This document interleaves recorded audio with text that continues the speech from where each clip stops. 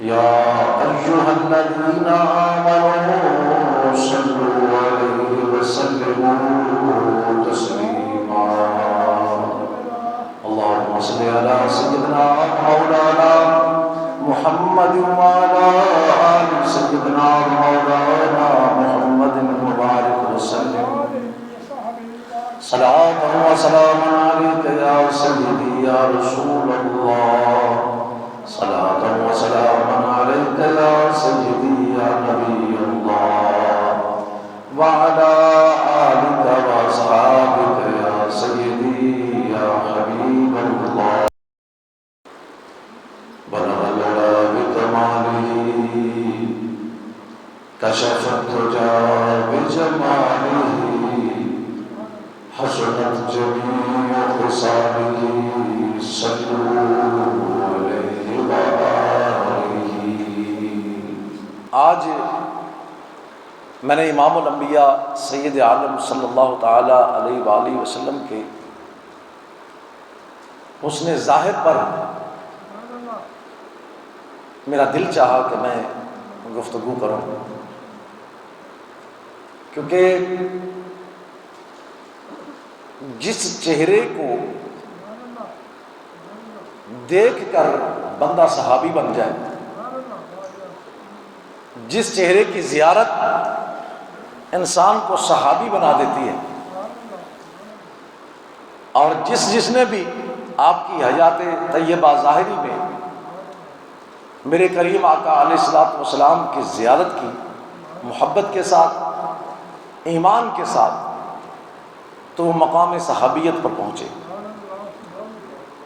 اور یہ مقام صحابیت جو ہے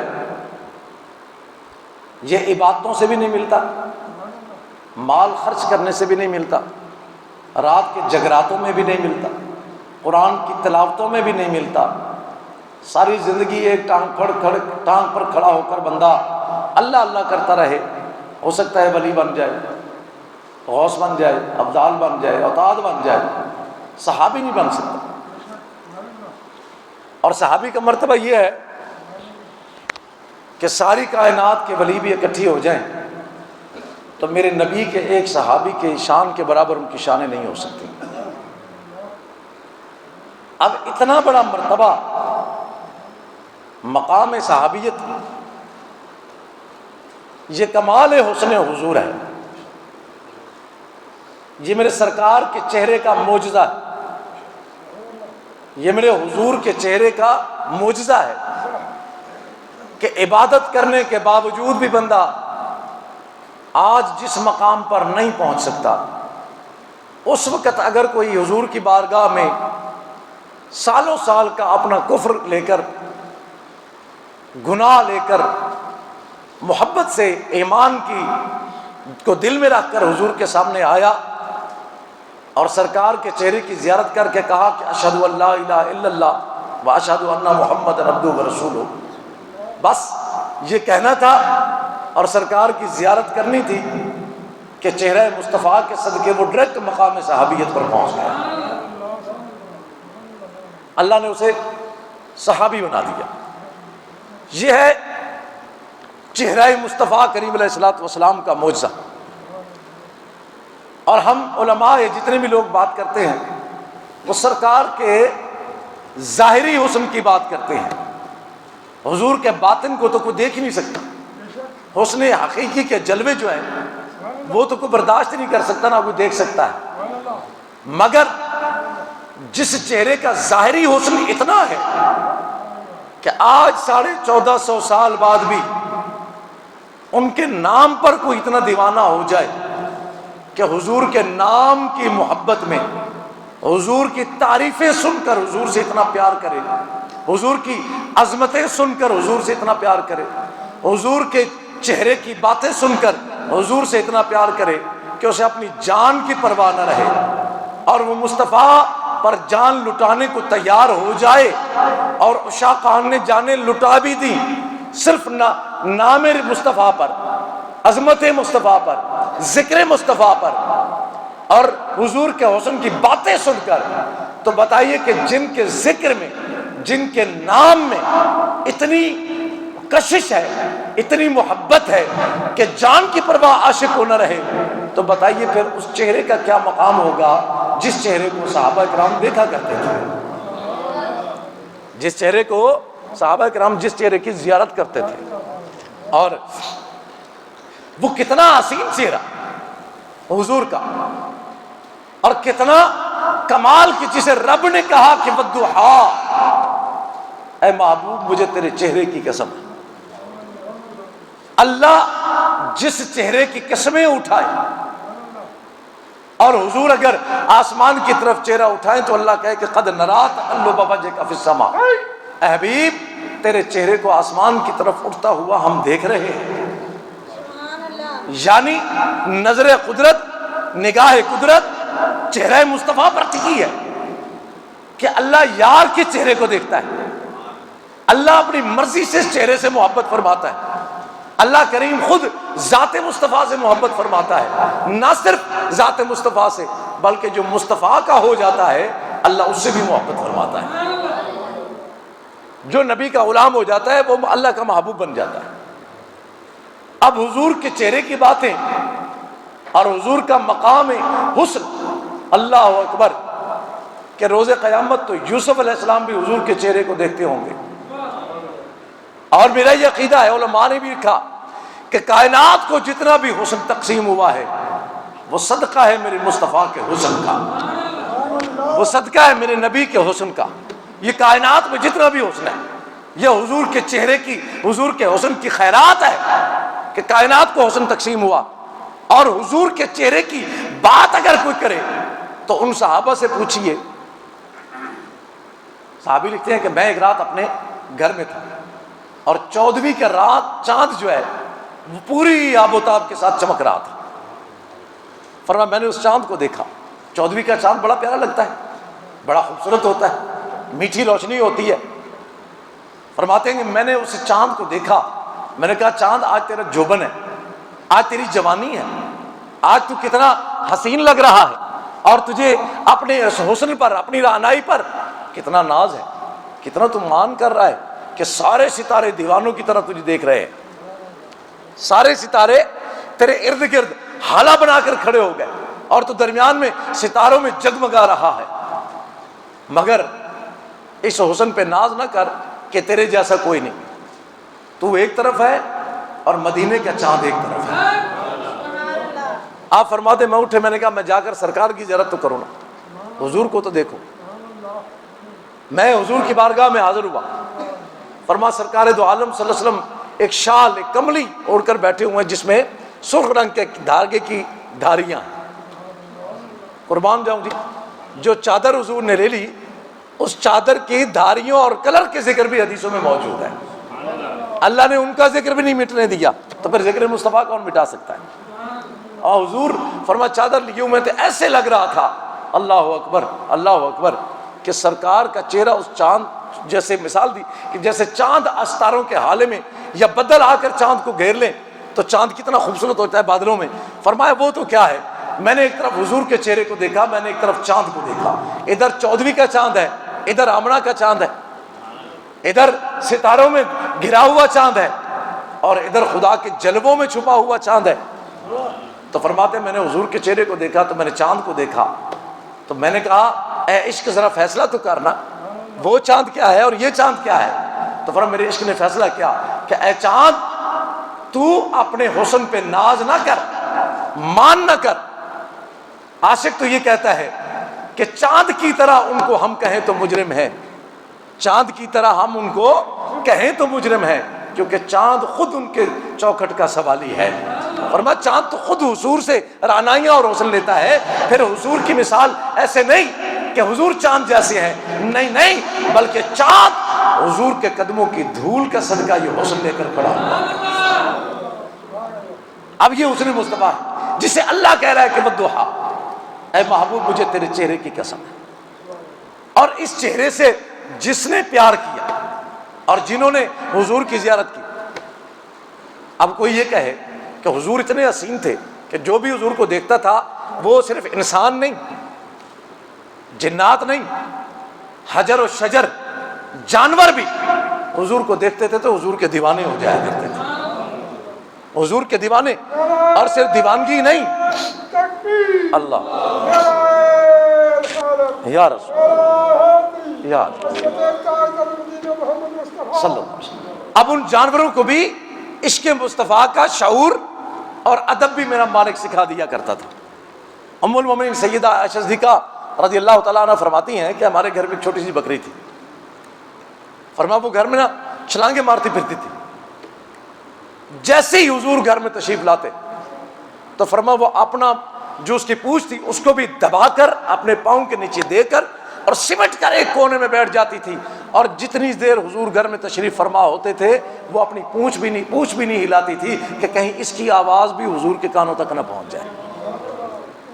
یعنی اب وہ دیوانہ بار حضور کو بھی دیکھتی تھی اور ادب بھی بجا لاتی تھی کہ میں جس چہرے کی زیارت کر رہی ہوں اس کا ادب کیا ہے کہ لا ترفعوا اصواتکم، یہاں کوئی آواز اونچی نہیں نکال سکتا۔ تو اس بکری کو بھی پتا تھا کہ بارگاہ مصطفیٰ کا ادب کیا ہے، وہ چھپ چھپ کر حضور کا دیدار کرتی تھی، جب تک حضور گھر میں تشریف فرما ہوتے سمٹ کر ایک کونے میں بیٹھ کر بدیدار مصطفیٰ کرتی رہتی تھی۔ حضور جب چلے جاتے پھر وہ اٹھ کر پھر کھیلنا کودنا شروع کر دی تھی سین کے حد تک۔ اب یہ ہے حضور کے حسن کا ایک جلوہ۔ حضور کے حسن کی اگر باتیں کرو تو میں وقت کم ہوتا ہے، میں یقین کیجئے میں اس طرح ان حدوں کو چھوتا ہی نہیں ہوں کہ ادھر چلے گیا تو پھر واپسی آنا مشکل ہو جائے گا، پھر بات مکمل کیے بغیر رہا نہیں جائے گا، وقت نہیں ہوتا۔ میں صرف سرسری باتیں کرتا ہوں کہ کیا امام الانبیاء علیہ الصلوۃ والسلام کا جو حسن ہے، ایک طرف اگر حسن یوسف کو لایا جائے اور ایک طرف حسن مصطفیٰ کو دیکھا جائے تو حسن یوسف کو دیکھ کر عورتوں نے انگلیاں کاٹی تھی نا، حسن یوسف کو دیکھ کر عورتوں کی انگلیاں کٹ گئی، مصر کی عورتوں کی انگلیاں کٹ گئی، اور انہیں پتہ بھی نہ چلا۔ کیوں پتہ نہ چلا؟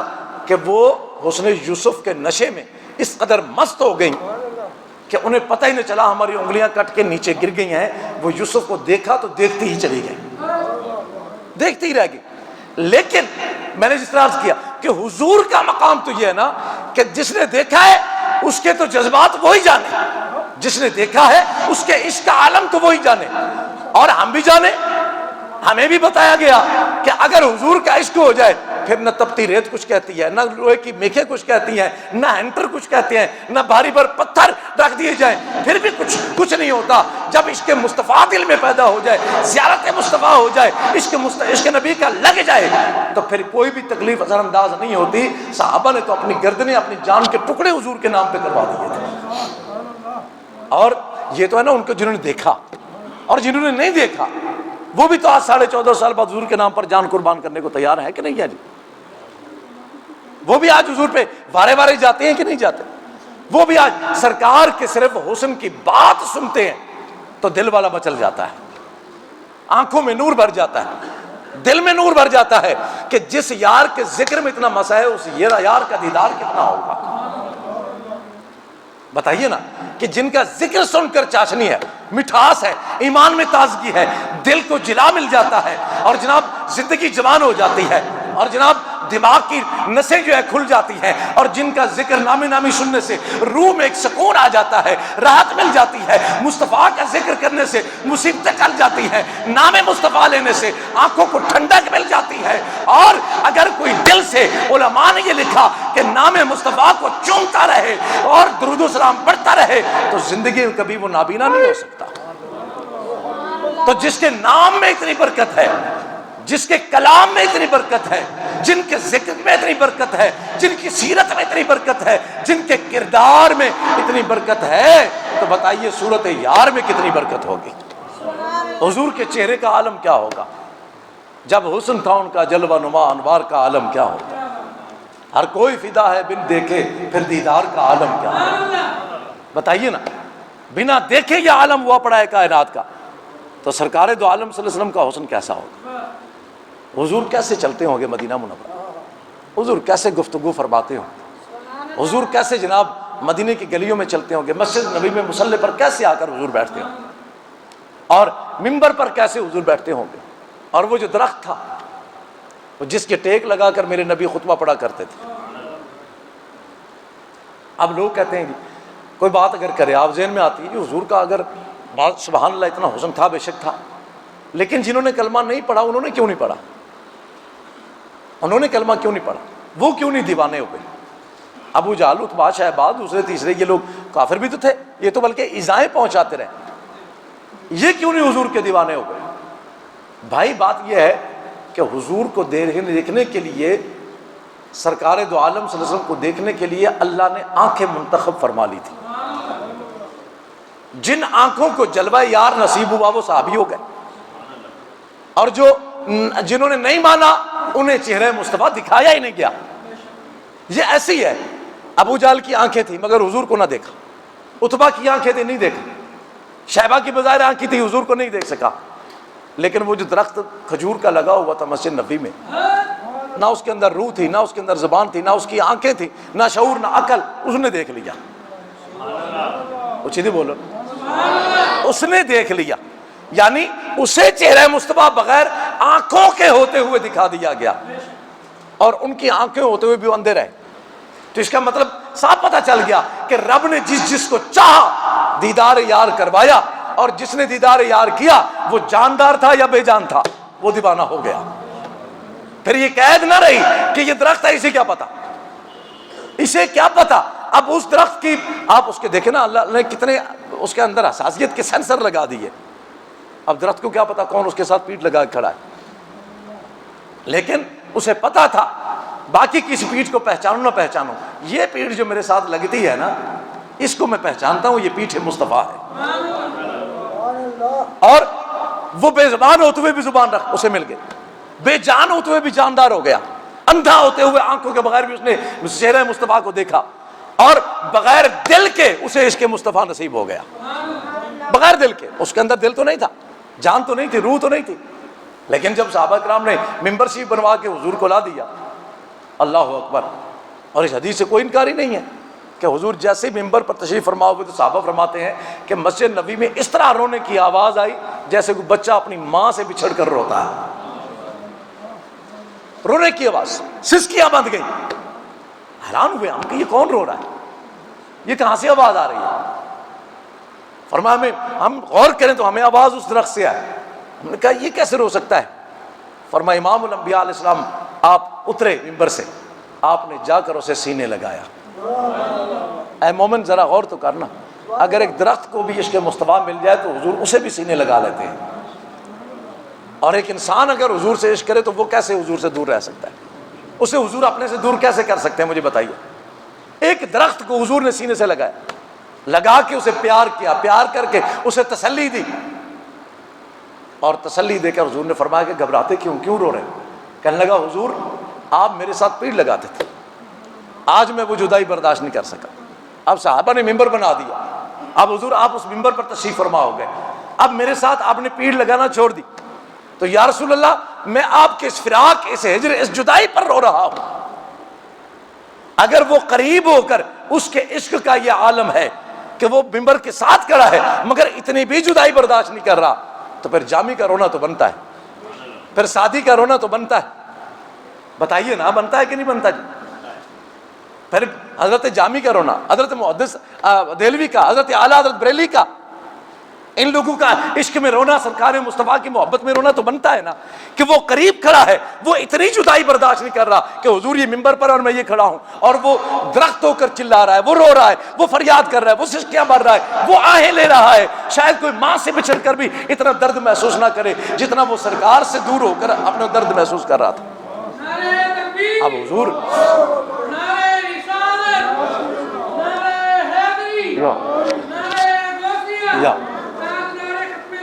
زندہ سید عالم صلی اللہ علیہ وسلم، قربان جاؤں حضور کی عنایت پہ، قربان جاؤں حضور کی شفقت پہ، قربان جاؤں حضور کی اپنے عاشقوں کی قدردانی پہ.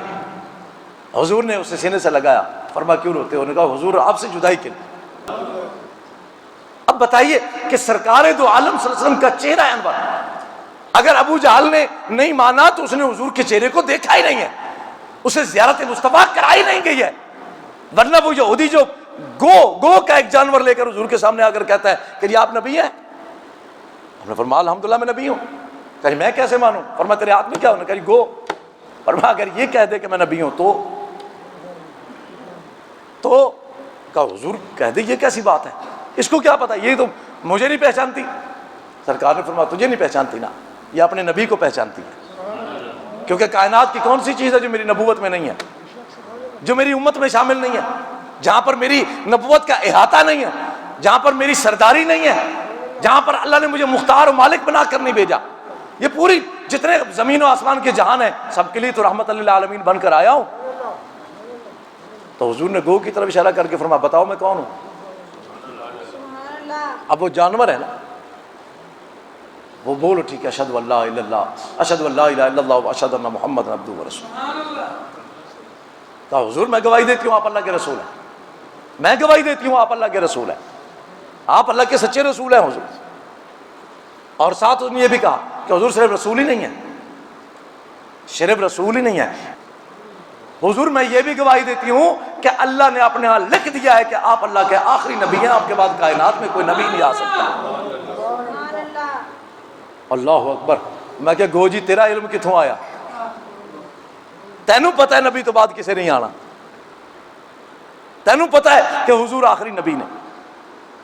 اب وہ جو کنکریاں ابو جہل کے مٹھی میں بولی وہ کسے دیکھ کر بولی؟ وہ جو پتھر جس کے بارے میں حضور فرماتے ہیں کہ جب میں والدہ کی شکم میں تھا میں یہاں سے گزرتا تھا، یہ اس وقت بھی مجھ پر درود پڑھا کرتا تھا، یہ اس وقت بھی مجھ پر درود پڑھا کرتا تھا. حضور کہاں ہیں اس وقت؟ عالم شکم میں، عالم شکم میں، والدہ کے شکم مبارک میں ہے. اور فرماتے میری والدہ جب یہاں سے گزرتی تھی تو یہ پہاڑ کی چوٹی پر پڑا ہوا چھوٹا پتھر اس وقت بھی کہتا تھا الصلاۃ والسلام علیک یا رسول اللہ. آج بھی میں جب گزرتا ہوں تو یہ آج بھی کہتا ہے الصلاۃ والسلام علیک یا رسول اللہ.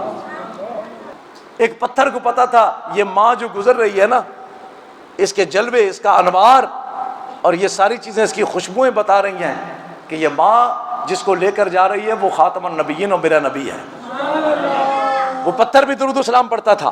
اور قربان جاؤں مصطفیٰ کی ذات پہ کہ والدہ کے شکم میں درود و سلام سنا بھی اور پتھر کو یاد بھی رکھا اور پتھر کی پہچان بھی فرمائی.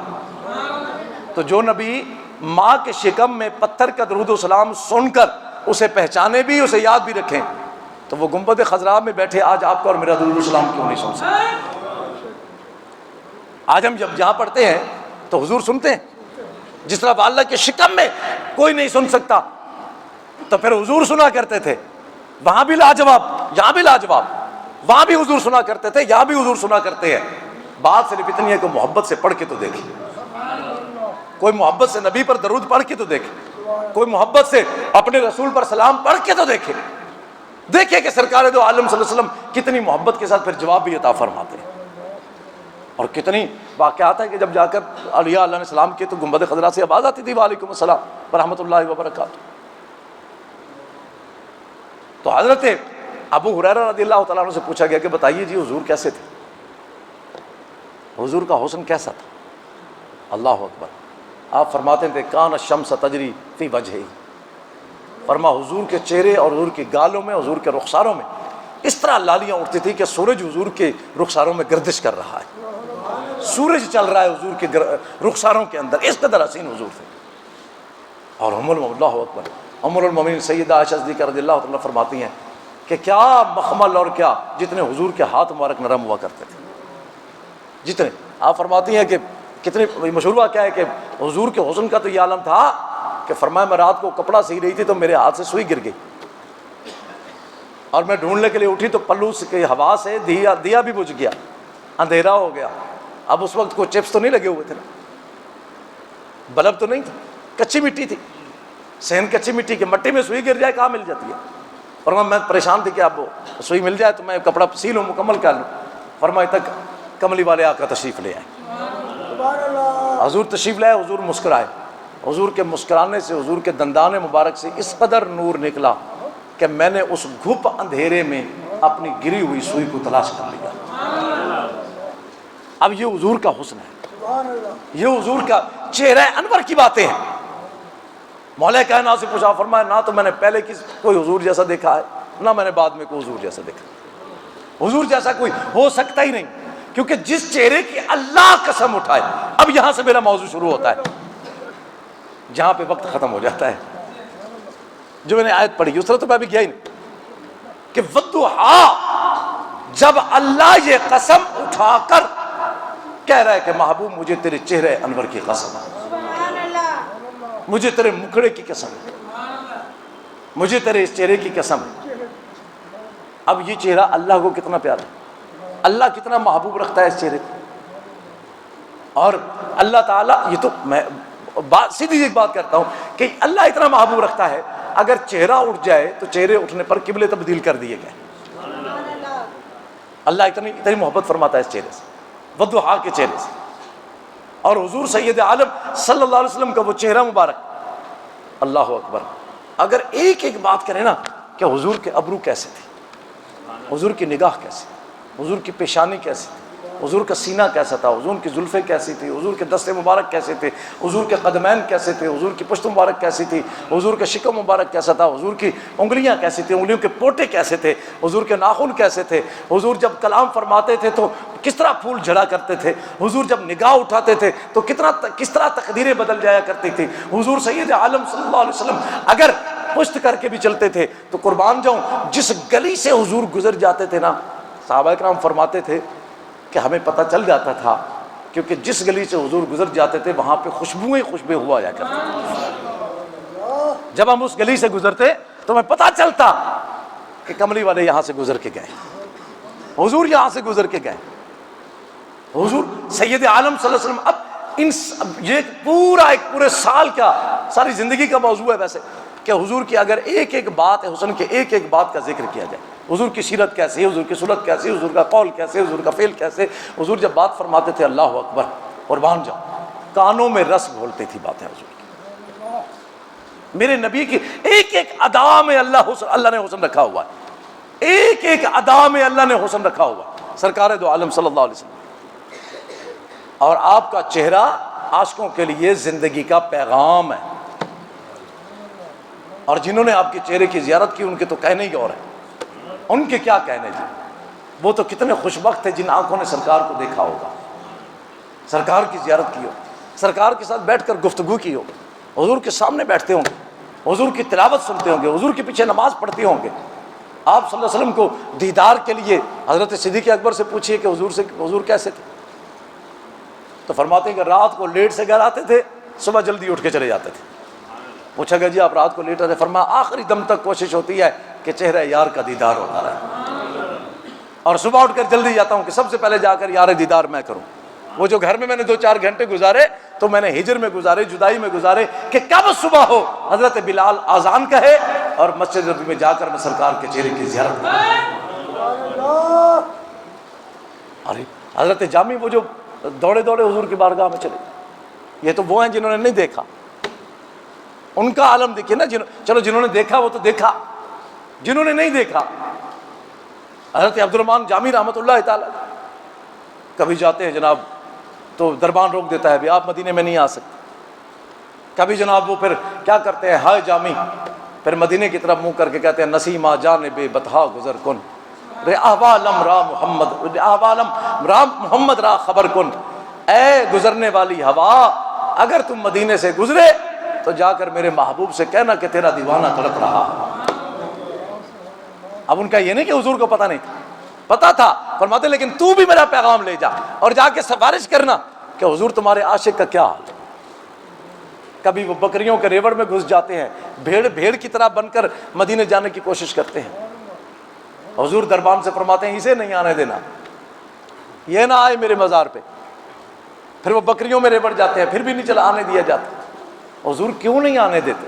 وہ اتنا تڑپ رہا ہے، وہ آپ کی محبت میں مچل رہے ہیں، ان کی زندگی کا مقصد یہ آپ کی زیارت ہے، حضور کیوں نہیں آنے دیتے؟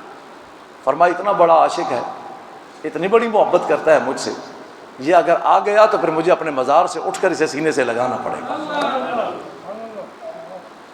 تو میں نظام قدرت کو نہیں توڑنا چاہتا، کیونکہ یہ اتنا میرا عاشق ہے، اگر یہ میرے مزار پر آ گیا تو مجھے باہر آ کر اسے گلے لگانا پڑے گا۔ اس لیے جامی سے کہو کہ میرے مزار پہ نہ آئے،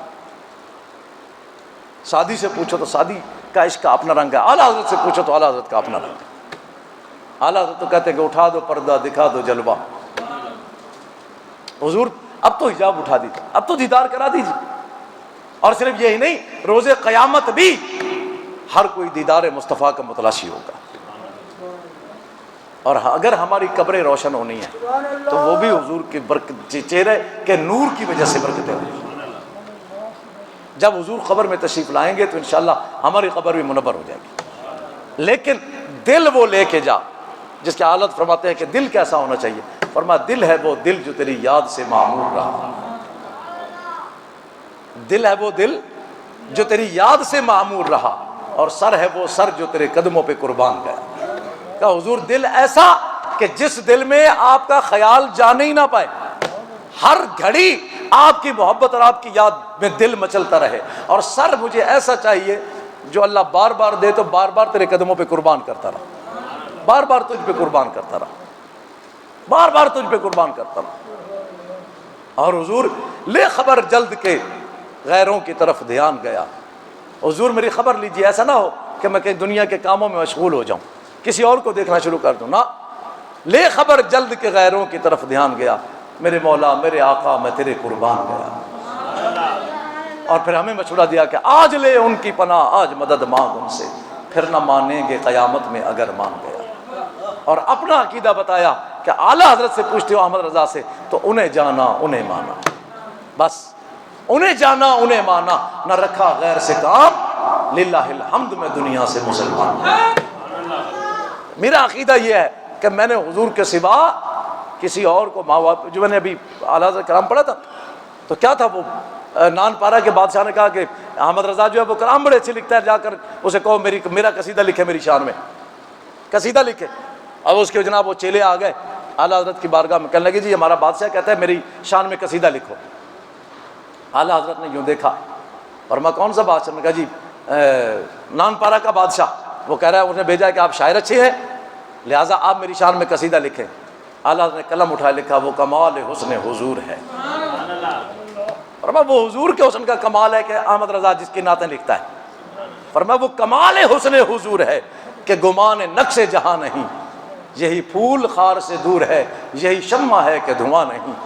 اور تیرے بادشاہ کو میں کیا جانوں، میں تو یہ کہتا ہوں کروں تیرے نام پہ جاں فدا، نہ بس ایک جہاں دو جہاں فدا، دو جہاں سے بھی نہیں جی بھرا، کروں کیا کروڑوں جہاں نہیں. اور آخر میں مقطع فرمایا اپنے بادشاہ، انہوں نے کہا جی ہمارے بادشاہ کے بارے میں لکھے. فرمایا لکھ کے دے رہا ہوں.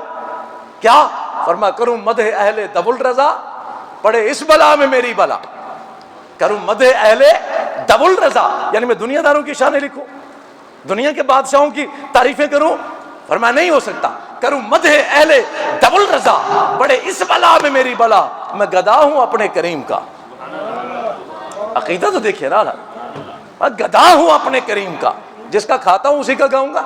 میں گدا ہوں اپنے کریم کا، میرا دین پارا نہ نہیں. فرمایا جاؤ بادشاہ سے کہو میں نے کوئی تیرا دین نہیں اپنایا ہوا، تیرا کلمہ نہیں پڑھا ہوا کہ میں جناب تیرے قصیدے لکھوں. احمد رضا کی زبان جب بھی کھلے گی تو لوا کے تلے سلامیں کھلے، رضا کی زبان تمہارے لیے. صبا وہ چلے کہ باغ پھلے، وہ پھول کھلے کہ دنوں بلے، لوا کے تلے قیامت کا کہہ رہے ہیں کہ لوا کے تلے، لوا الحمد جو حضور کے ہاتھ میں جھنڈا ہوگا، فرمایا لوا کے تلے سلامیں کھلے، اس جھنڈے کے تلے بھی تیری شان میں رضا کی زبان کھلے حضور، اور وہ بھی آپ کے لیے. زمین و زماں تمہارے لیے، مکین و مکان تمہارے لیے، چنین و چنا تمہارے لیے، بنے دو جہاں تمہارے لیے، بدن میں جہاں تمہارے لیے، دہن میں زباں تمہارے لیے، ہم آئے یہاں تمہارے لیے، ہم اٹھے بھی وہاں تمہارے لیے. اعلیٰ حضرت کا کلام تو دیکھیں. اور مت حضور یہ جان ہے تو آپ کے لیے، زبان ہے تو آپ کے لیے، جب یہ سارا کچھ ہے ہی آپ کا تو میں کیوں کسی اور کے قصیدے پڑھوں؟ میں گدا ہوں اپنے کریم کا، میرا دین پارا ہے نام ہے وہ مالی.